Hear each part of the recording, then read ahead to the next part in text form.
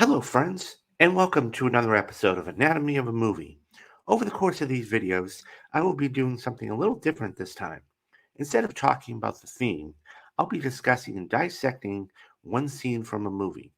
In this episode, I've chosen a film that features two iconic actors that helped shape the generation. Both are Academy Award winners. From The Godfather to Scent of a Woman to Raging Bull and Goodfellas, their performances have created a legacy of landmark films, and up until this point, had never shared the screen until now. I'm talking about Al Pacino and Robert De Niro, and the film is the 1995 epic crime drama Heat. A little bit of backstory about the movie.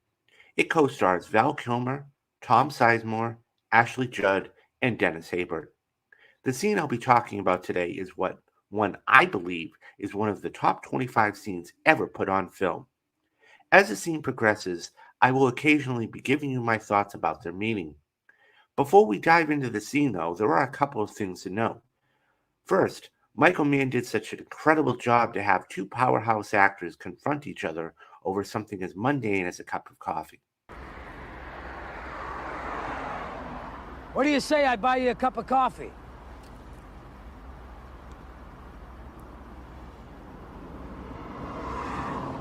Yeah, sure, let's go.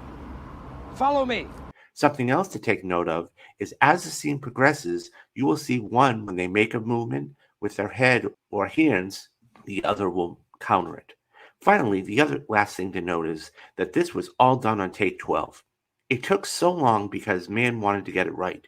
He said he deliberately scheduled this scene late in the shoot to build attention. And with all that being said, let's begin. 7 years in Folsom. In the hole for 3. McNeil before that. McNeil is tough, as they say. As the conversation begins, we notice both men are a little on edge, each having their own reasons. The first words out of Hannah's mouth are part of Neil's backstory about which prisons he's been in. And he asks, "You looking to go back?" He's always thinking like a cop. Up until that point, we have no information about Neil. You looking to become a penologist? You looking to go back? You know, I chased down some cruise guys just looking to fuck up, get busted back. That you? When Vincent is questioning Neil's intelligence, which rubs him the wrong way, he is visibly upset. You must have worked some dipshit cruise. I worked all kinds. You see me doing thrill-seeker liquor store holdups with a Born to Lose tattoo on my chest? No, I do not. Right. I am never going back. We also get some story about Hannah and what kind of cruise he's worked. The conversation begins to get sharper with the Born to Lose tattoo comment. And what that is saying is Neil is much brighter than your average criminal. And that's when he says, "I'm never going back." Then don't take down scores. I do what I do best. I take scores. You do what you do best, trying to stop guys like me. So you never wanted a regular type life? The fuck is that? Barbecues and ball games? Yeah. One of the things that makes this movie, and particular scene, so good is the quick, sharp dialogue as demonstrated by Neil's comeback to Vincent about if he wanted a regular type life. They talk about what their lives are and how messed up they are because of what they do for a living. Neil then turns the table on Vincent and asks him about his life. This regular type life, that your life? My life? No, my life. No, my life's a disaster zone. I got a stepdaughter so fucked up because her real father's this large type asshole. I got a wife. We're passing each other on the downslope of a marriage, my third. Because I spend all my time chasing guys like you around the block. That's my life.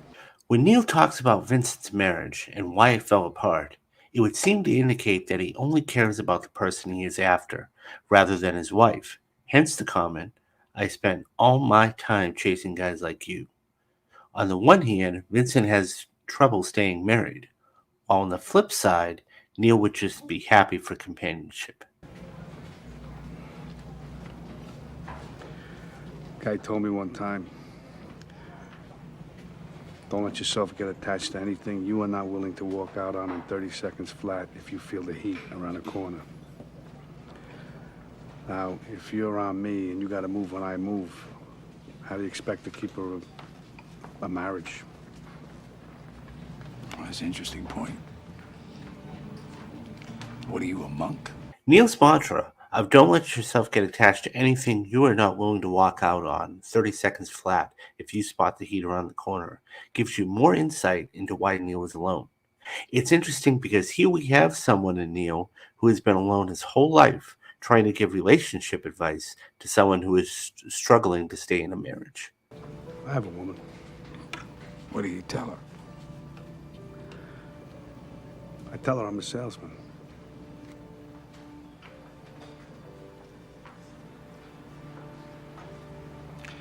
So then if you spot me coming around that corner, you're just gonna walk out on this woman?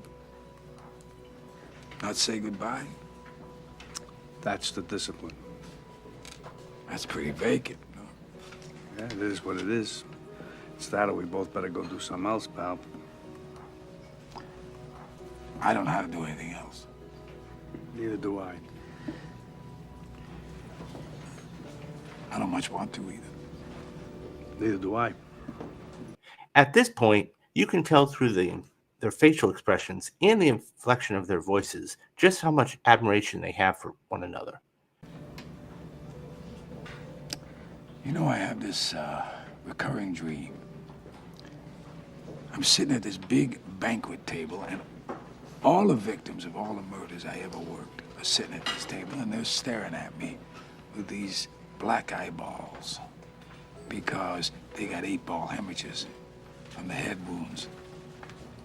And there they are, these big balloon people, because I found them 2 weeks after they'd been under the bed. The neighbors reported the smell. And there they are, all of them just sitting there.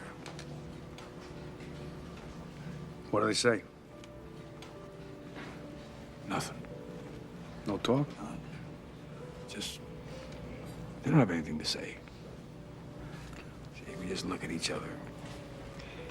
They look at me. And that's it. That's the dream. I have one where I'm drowning. And I gotta wake myself up and start breathing or I'll die in my sleep. You know what that's about? Yeah, having enough time. Enough time to do what you want to do. That's right. You doing it now? Not yet. Now the conversation is eased just a little bit when they talk about their dreams. Hannah's dream is reflecting that he cannot save all of the victims from all of the murders he's worked over the years, which could be a reason why he is so dedicated to his job. And when Neil discusses his dream, he is astute enough to know what it means. These dreams could be reflective of both of their fears. We never do find out what Neil really wants to do, but that is part of the mystery.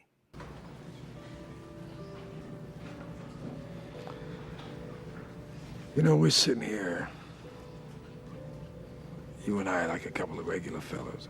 You do what you do, I do what I gotta do. And now that we've been face to face,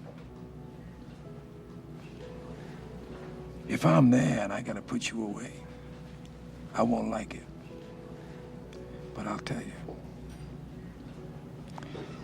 if it's between you and some poor bastard whose wife you're gonna turn into a widow, brother, you are going down.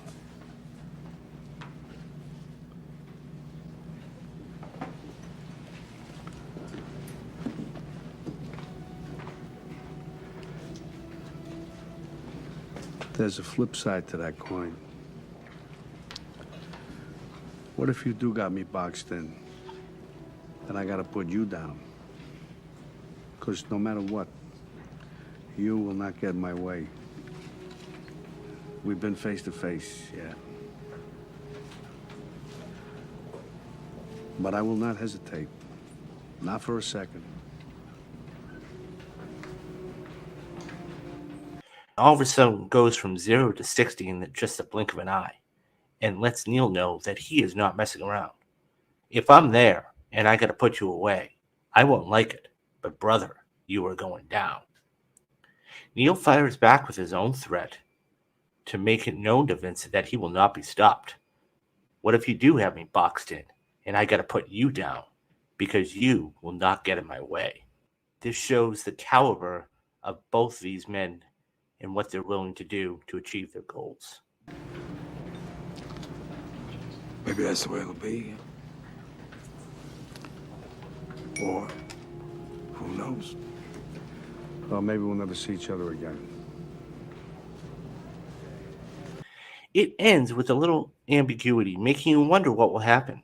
It's showing that even though people can be on opposite sides of the law, they can still appreciate each other for having the same character traits and/or qualities. You can definitely relate to both characters. Stay tuned for more videos like this, analyzing some of the greatest movie scenes out there. If you got any enjoyment out of this, please consider hitting that like and subscribe button and becoming a channel member. The first month is completely free. Until next time, I'm David Steele, and I'll see you at the movies.